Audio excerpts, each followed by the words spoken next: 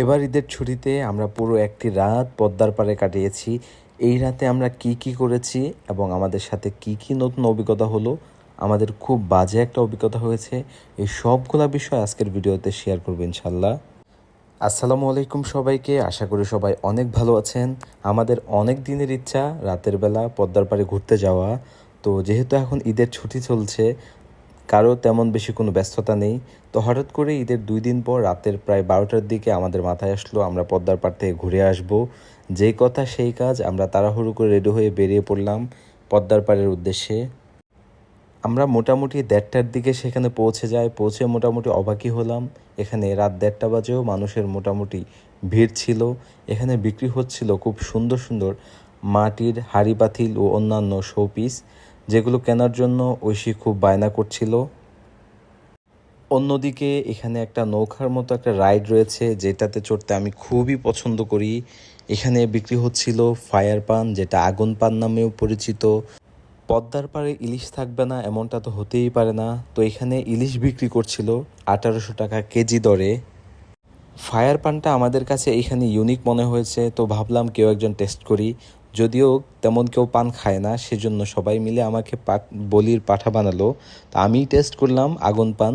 তো আগুন ধরিয়েই পানওয়ালা আমার মুখে পান দিয়ে দিল, এবং পান মুখে নিয়ে দেখলাম না তেমন অন্য কোনো টেস্ট না, অ্যাভারেজই টেস্ট ছিল। তারপর আমরা গিয়েছিলাম নৌকা রাইড চড়তে, যদিও সেখানে মানুষের তেমন কোনো ভিড় ছিল না। তারপর আমরা 3টা টিকিট নিয়ে উঠে পড়লাম নৌকা রাইডে। আমি আসলে জানি না এটাকে নৌকা রাইড বলে নাকি অন্য কিছু, আপনারা কেউ যদি সঠিকটা জেনে থাকেন অবশ্যই কমেন্টে জানাবেন। আমরা উঠে পড়েছি নৌকা রাইডে, আমি, ঐশী এবং আমাদের এক আন্টি, আমরা 3জনই উঠেছিলাম প্রথমে। তারপর আমাদের সাথে আরও কয়েকজন জয়েন করে। এই রাইডগুলোতে প্রথমে দেখলে মনে হয় না, এত ভয় লাগে, কিন্তু ওঠার পরে যখন উপরে উঠে নিচের দিকে নামে তখন আসলে ভিতরে অনেকটা ভয় লাগে, অনেকেই প্রচণ্ড ভয় পায়। তো আমাদের আন্টি খুব ভয় পাচ্ছিল, যেটা ঐশীর বান্ধবীও ছিল। তো ঐশী মোটামুটি স্বাভাবিক ছিল, যেহেতু সে আগে থেকে চড়ে অভ্যস্ত ছিল।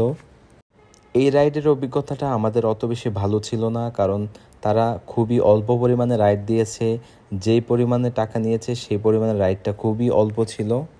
আরও এটি ছিল ম্যানুয়ালি চালিত। তো আমরা বারবার রিকোয়েস্ট করার পরেও আমাদেরকে কোনো বাড়তি রাইড দেওয়া হয়নি, বিষয়টা খুবই খারাপ লেগেছে। আমরা চেয়েছিলাম পদ্মার একদম পাড়ে গিয়ে কিছুক্ষণ শীতল বাতাস খেতে, কিন্তু আমাদেরকে সেটা করতে দেওয়া হয়নি, কারণ সারা দেশে যেই পরিমাণ রাসেলস বাইপারের আতঙ্ক ছড়িয়েছে, তার মধ্যে পদ্মার পাড়ে তো আরও বেশি। তারপর আমরা সবাই মিলে গিয়েছিলাম চা খেতে, যেহেতু অনেক রাত হয়েছে, হালকা হালকা ঘুম পাচ্ছিল। শুনেছি এই দোকানের চাটা নাকি অনেক ভালো, তো আমরা এখানে চা খেয়ে ঘুমটা কিছুটা কাটিয়েছি। চায়ের আড্ডায় বেশ কিছুক্ষণ গল্প হলো, চাটাও মোটামুটি বেশ ভালো ছিল। পাশেই বিক্রি হচ্ছিল ডাব, তো ডাবের পানি থেকে আমার ডাবের শ্বাসটাই খুব পছন্দ, তো পানিটা খেয়ে মামা আমাকে ডাবের শ্বাসটা হাতে ধরিয়ে দিল। কিছুটা দূর এগিয়ে আমরা চলে আসলাম শখের হাড্ডি রেস্তোরাঁতে। তো এখানে আসছি আমরা মূলত ইলিশ ভাজা খাওয়ার জন্য। তো পদ্মার পাড়ে আসলাম, ইলিশ খাবো না, ইলিশ ভাজা খাবো না, এমনটা তো হতেই পারে না। তো এখান থেকে আমরা ডিম ছাড়া 2টো ইলিশ মাছ বাছাই করে আমরা নিয়েছি। তো ডিম ছাড়া ইলিশ মাছ নাকি খুবই টেস্ট। আমাদের 2টো মাছের ওজন হয়েছিল 1 কেজি 600-র মতো, যেগুলোর জন্য প্রায় 3400 টাকা দাম চাচ্ছিল বিক্রেতা। অনেকক্ষণ দরদাম করার পর তারা 3100 টাকায় দিতে রাজি হলো। এদিকে সবাই অপেক্ষা করছে মাছ ফ্রাই হওয়ার জন্য, আর আমরা চলে গিয়েছিলাম মাছগুলো কাটাতে। আমরা নিজেরা দাঁড়িয়ে থেকে কাটিয়ে ভালোভাবে পরিষ্কার করে সেগুলোকে নিয়ে আসলাম ফ্রাই করার জন্য।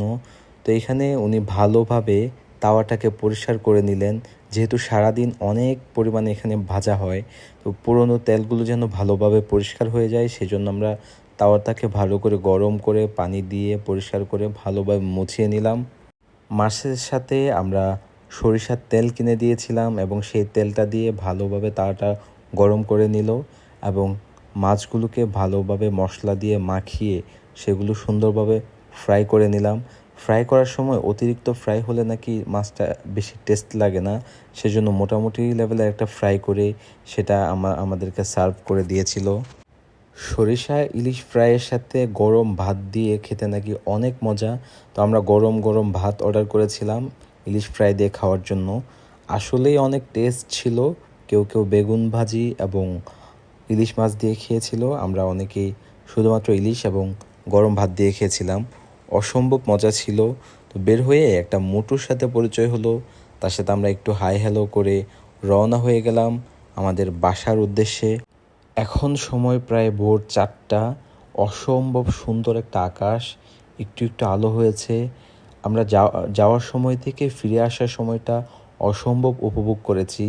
ইতিমধ্যে একদম সকাল হয়ে গিয়েছে, না রোদ না অন্ধকার। অসম্ভব সুন্দর একটা দৃশ্য দেখতে দেখতে আমরা চলে আসলাম বাসায়।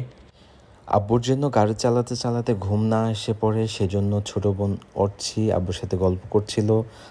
এদিকে ঐশী আমার কাঁধে মাথা রেখে নাক ডেকে ডেকে আরামে ঘুমোচ্ছিল, আর আমি সেটা চেয়ে চেয়ে দেখছিলাম। ফাইনালি আমরা পৌঁছে গেলাম বাসায়।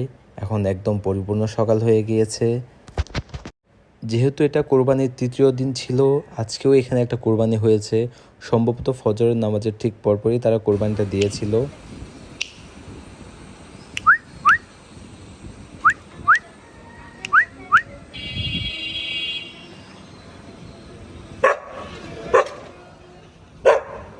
আমার বুকাইলি কই ছিলি সারাদিন সারা রাত? কই ছিলি? কি বাজে হয়েছে রে? যা হ্যাঁ খালি কি বেশি এক্সাইটেড হয়ে গেছে। আল্লাহ এরা এখানে ভাগ বসাইছে, দেখছো?